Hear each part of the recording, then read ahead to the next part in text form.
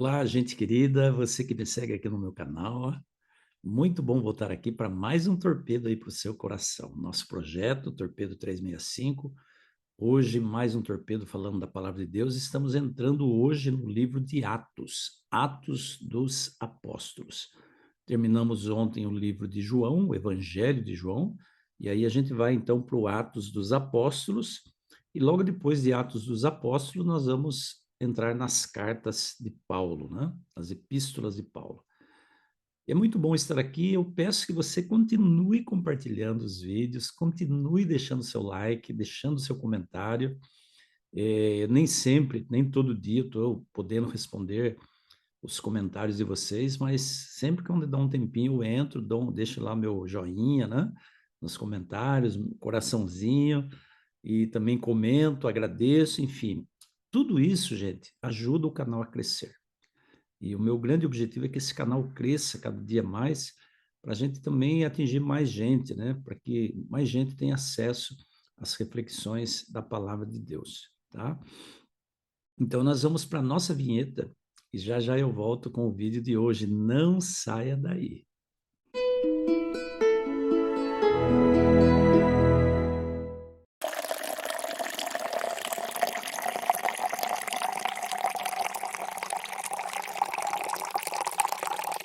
O livro de Atos dos Apóstolos é o livro que conta, o próprio nome já diz, né? Que conta o comportamento, a atitude dos apóstolos, as ações dos apóstolos depois que Jesus voltou ao céu, após 40 dias depois que ele ressuscitou. Então vamos colocar os acontecimentos aqui em ordem, né? Jesus morreu, ressuscitou, ficou 40 dias com os discípulos, com os apóstolos, lembrando que a palavra apóstolo significa aquele que foi enviado para uma missão, discípulo é seguidor, né? Então ele ficou 40 dias com os discípulos, os seguidores e os apóstolos, dando a eles instruções e principalmente prometendo a eles a vinda do Espírito Santo, né? O dia do Pentecoste, que nós vamos ver ainda até o final da semana sobre isso, tá? Após esses 40 dias, Jesus voltou ao céu. E aí, o livro do Atos dos Apóstolos foi escrito por Lucas, Lucas que era médico e que escreveu o Evangelho também de Lucas, né? E ele começa escrevendo assim, ó: escrevi o primeiro livro, ó Teófilo, relatando todas as coisas que Jesus começou a fazer e a ensinar, até o dia em que, depois de haver dado mandamentos por intermédio do Espírito Santo aos apóstolos que escolhera, foi elevado às alturas. A esses também, depois de ter padecido, se apresentou vivo, com muitas provas incontestáveis, aparecendo-lhes durante 40 dias e falando das coisas concernentes ao reino de Deus. E comendo com eles, determinou-lhes que não se ausentassem de Jerusalém, mas que esperassem a promessa do Pai, a qual disse ele: de mim ouvistes, porque João, na verdade, batizou com água, mas vós sereis batizados com o Espírito Santo, não muito tempo depois desses dias. Então Lucas ele começa dando um panorama assim geral, né, do que aconteceu com Jesus. Ele ressuscitou, apareceu para vários deles, para muitos deles. Lucas menciona que as provas da ressurreição de Jesus eram provas incontestáveis, tá? Realmente ele ressuscitou, e aí ele deu instruções a respeito do Espírito Santo. E ele disse aos discípulos e aos apóstolos, né? Esperem em Jerusalém, até que do alto vocês sejam revestidos de poder. Esperem em Jerusalém, porque João batizou com água, mas vós sereis batizados com o Espírito Santo. Eu quero refletir hoje com você o que seria o batismo com o Espírito Santo, tá? E eu digo isso, eu escolhi esse tema para a gente conversar hoje, porque tem muita gente que confunde o que é batismo com o Espírito Santo. Tem muita gente que acha que batismo com o Espírito Santo é falar em línguas estranhas, o dom de línguas, né? Pode ser também um sinal, certo? Do batismo com o Espírito Santo.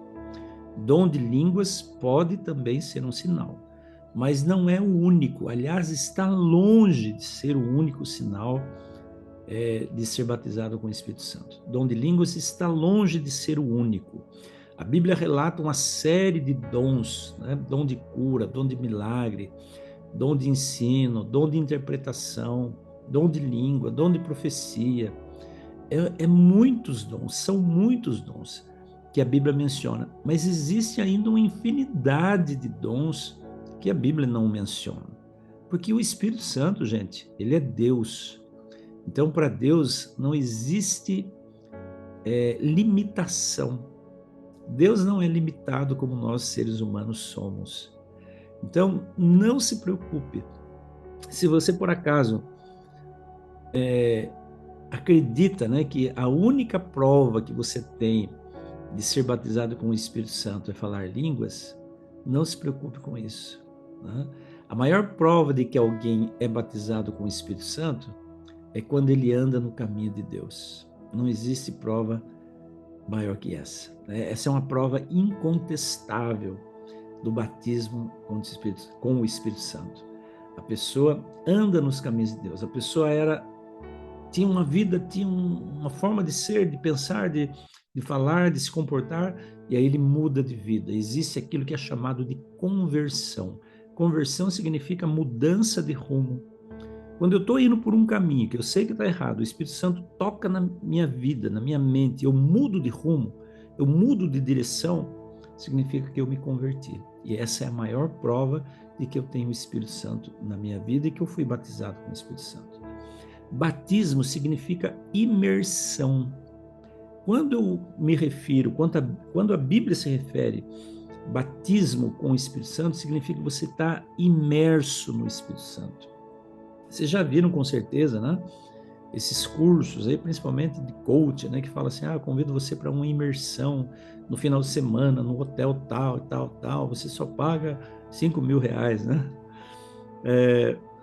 Veja, olha só, imersão, entrar de cabeça lá, né? Mergulhar naquele projeto. Quando a gente é batizado com o Espírito Santo, nós entramos de cabeça na vida, no relacionamento com Deus Pai, Deus Filho e Deus Espírito Santo. Nós ficamos imersos, cheios, envoltos, né? Envolvidos completamente no projeto que Deus tem para a nossa vida. Isso é ser batizado com o Espírito Santo. E Jesus, ele diz, né? Fiquem em Jerusalém, até que do alto vocês sejam revestidos de poder. Ele está prometendo o poder, o revestimento do poder do Espírito Santo na vida dos discípulos.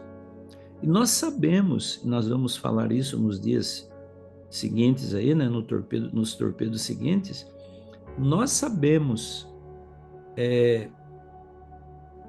o teor, né, nós sabemos o teor das coisas que os discípulos realizaram, a magnitude dos milagres, né, das realizações dos apóstolos, quando eles se deixaram conduzir, quando eles imergiram no Espírito Santo, quando eles foram batizados com o Espírito Santo. A gente conhece o livro de Atos, as cartas de Paulo, né, o Apocalipse, tudo isso fala que eles foram plenos, foram cheios, vida plena do Espírito.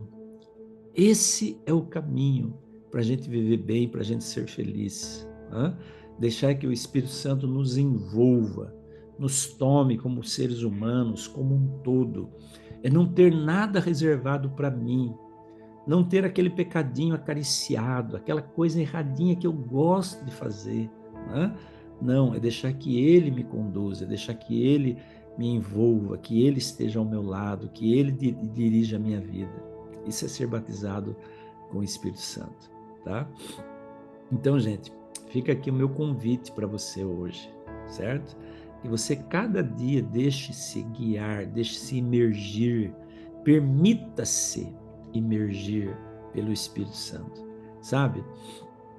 A palavra Espírito Santo, né? Espírito, ela também tem uma conotação de dinamismo, ela vem do grego, né? Tem uma conotação de dinamismo, dunamis, tá? Daí surgiu a palavra dinamite, aquilo que causa grandes revoluções, grandes transformações.